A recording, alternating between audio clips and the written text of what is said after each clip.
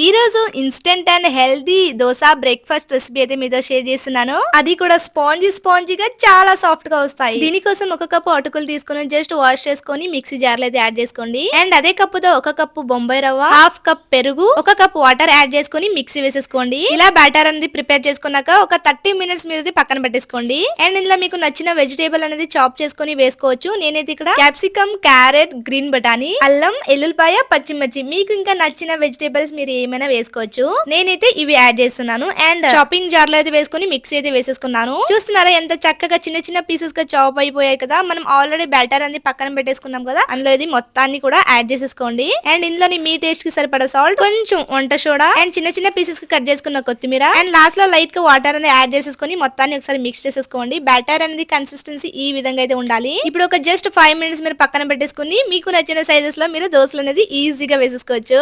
And మీకు దోశలు అనేవి రావు అనుకోవడానికి కూడా లేదు, అంత చక్కగా వస్తాయి అండ్ అంత స్పాంజీగా అయితే ఉంటున్నాయి. చూస్తున్నారు కదా, మీరు ఇక్కడ దోశలు వేస్తుంటేనే మీకు తెలుస్తుంది ఎంత స్పాంజీగా అయితే వస్తున్నాయి అనేది. నేనైతే ఇక్కడ నెయ్యి అయితే యూజ్ చేస్తున్నాను. మీకు కావాలి అనుకుంటే ఆయిల్ అయినా యూజ్ చేసుకోవచ్చు. డెఫినెట్ గా మీరు ట్రై చేయండి. మీకు ఎలా వచ్చింది అనేది కూడా నాతో షేర్ చేయండి. వీడియో నచ్చితే లైక్ చేయండి, షేర్ చేయండి. Thank you for watching.